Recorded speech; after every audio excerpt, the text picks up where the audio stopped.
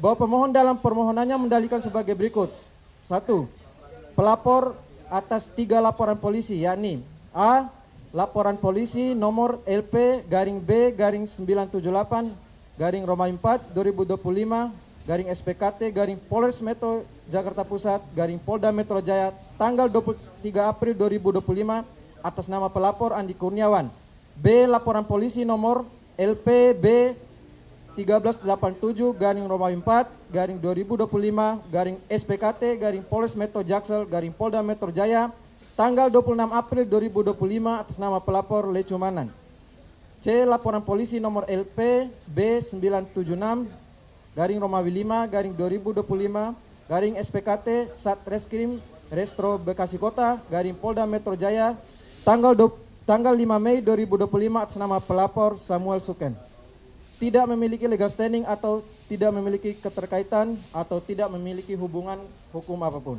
Jawaban termohon bahwa dalil pemohon tersebut adalah salah dan keliru sehingga patut untuk ditolak seluruhnya. Bahwa termohon menolak dengan tegas dalil pemohon yang menyatakan bahwa ketiga pelapor dan atau adanya laporan tersebut tidak memiliki legal standing, keterkaitan atau hubungan hukum apapun. Argumentasi pemohon tersebut didasarkan pada pemahaman yang keliru mengenai sifat hukum pidana dan ketentuan mengenai penyampaian laporan polisi. Bahwa perkara akuo bermula dari laporan dugaan tindak pidana pencemaran nama baik, fitnah serta manipulasi informasi elektronik terkait tuduhan penggunaan ijazah S1 palsu milik korban Insinyur Haji Joko Widodo yang disebarkan melalui media sosial. Berdasarkan fakta hukum yang ditemukan dalam penyidikan, tindak pidana tersebut telah tersebar luas di beberapa akun media sosial dan telah diketahui oleh khalayak umum. Bahwa keberadaan ketiga laporan polisi tersebut merupakan bentuk pelaksanaan hak dan kewajiban hukum dari warga negara yang mengetahui atau merasa dirugikan akibat adanya suatu dugaan peristiwa pidana yang disebarkan ke publik. Terlebih lagi, konten yang dipermasalahkan menyangkut ruang publik atau media sosial yang dapat diakses oleh khalayak umum. Termohon memiliki kewajiban hukum untuk menerima dan menindaklanjuti setiap laporan tersebut melalui serangkaian tindakan penyelidikan dan penyidikan berdasarkan ketentuan Undang-Undang Nomor 8 Tahun 1981 tentang KUHP dan tupoksi termohon sebagaimana yang telah diamanatkan oleh Undang-Undang Nomor 2 Tahun 2002 tentang Kepolisian RI. Bahwa keabsahan proses hukum ini diperkuat oleh fakta bahwa selain ketiga laporan polisi di atas, terdapat pula laporan polisi utama nomor LPB garing 2831 garing Romawi 4 garing 2025 garing SPKT garing Polda Metro Jaya tanggal 30 April 2025 yang diajukan langsung atas nama pelapor korban sendiri yaitu Insinyur Haji Joko Widodo. Seluruh laporan polisi ini saling berkaitan terhadap satu rangkaian peristiwa pidana yang diduga dilakukan oleh pemohon.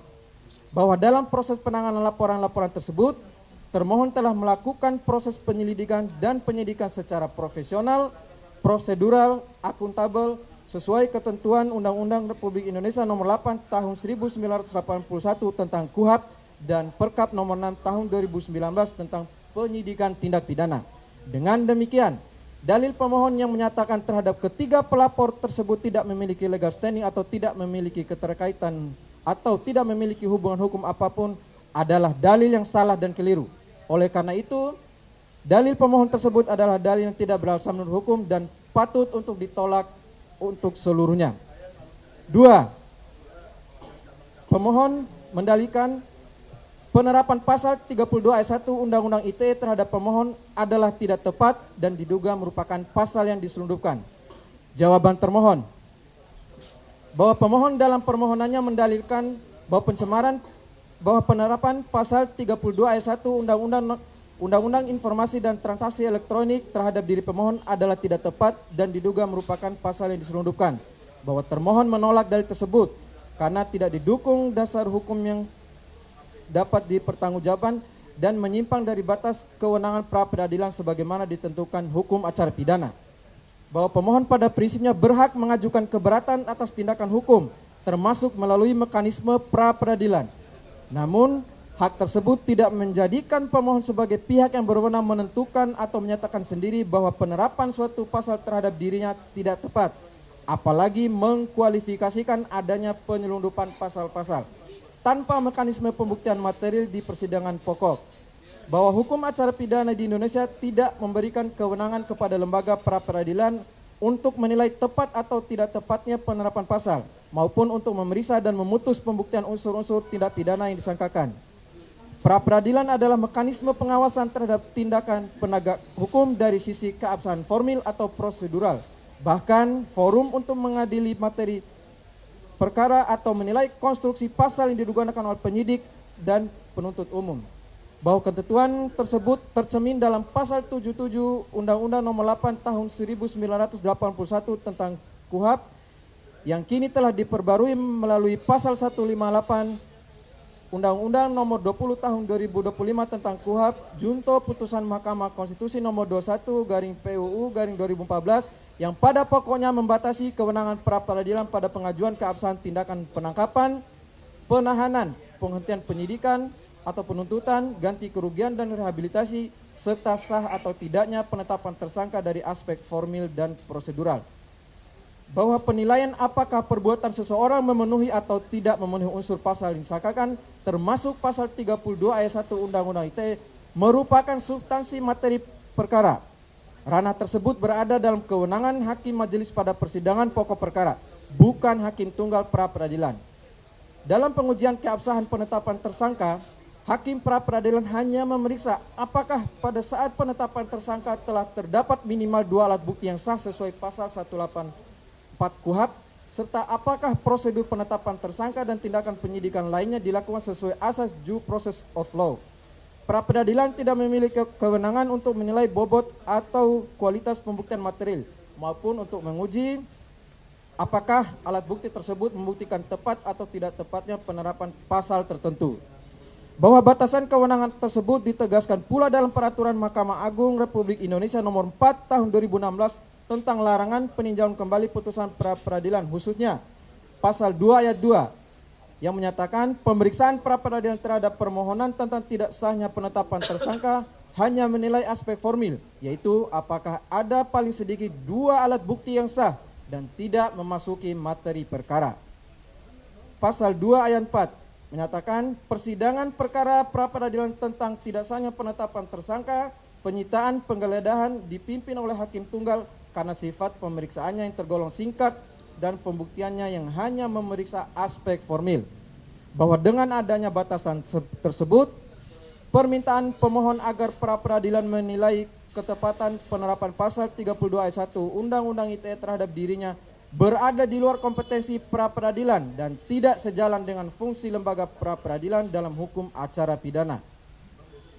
Bahwa berkaitan dengan dalil pemohon yang menduga bahwa pasal 32 ayat 1 Undang-Undang ITE merupakan pasal yang diselundupkan, termohon perlu menegaskan kembali bahwa persangkaan berdasarkan pasal 32 ayat 1 Undang-Undang ITE telah muncul sejak awal laporan polisi nomor LPB-2831-4-2025-SPKT-Polda Metro Jaya tanggal 30 April 2025 atas nama pelapor Insinyur Haji Joko Widodo diterima di Sentra Pelayanan Kepolisian Terpadu atau SPKT Polda Metro Jaya.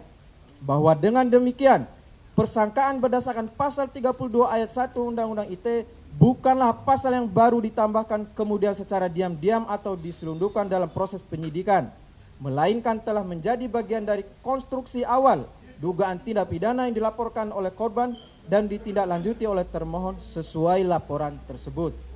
Bahwa dalil pemohon yang mendalilkan adanya penyelundupan pasal tidak menunjuk pada perubahan resmi atau penambahan pasal di luar laporan dan administrasi perkara yang telah berjalan, serta tidak menguraikan secara konkret proses mana yang diduga sebagai penyelundupan. Tanpa uraian konkret mengenai tindakan yang melanggar hukum acara pidana, tuduhan adanya pasal yang diselundupkan tersebut menjadi tidak berdasar secara yuridis. Bahwa berdasarkan uraian tersebut, termohon berpendapat bahwa kewenangan pra-peradilan terbatas pada pengujian keabsahan aspek formil dan prosedural penetapan tersangka, serta tindakan penyidikan tertentu, bukan pada penilaian tepat atau tidak tepatnya penerapan pasal maupun pembuktian unsur-unsur tindak pidana. Persangkaan berdasarkan pasal 32 ayat 1 Undang-Undang ITE terhadap pemohon telah muncul sejak awal laporan korban dari Insinyur Haji Joko Widodo dan bukan merupakan pasal yang diselundupkan dalam proses penyidikan. Dalil pemohonnya menyatakan bahwa penerapan pasal 32 ayat 1 Undang-Undang ITE terhadap pemohon adalah tidak tepat dan diduga merupakan pasal yang diselundupkan dan tidak didukung oleh dasar hukum acara pidana dan tidak menunjukkan adanya pelanggaran formil atau prosedural yang menjadi objek kewenangan pra-peradilan. Bahwa oleh karena itu, dalil pemohon mengenai penerapan pasal 32 ayat 1 Undang-Undang ITE terhadap pemohon adalah dalil yang tidak berdasar hukum dan berada di luar ruang lingkup kewenangan pra-peradilan, sehingga patut untuk dinyatakan tidak beralasan menurut hukum dan ditolak untuk seluruhnya.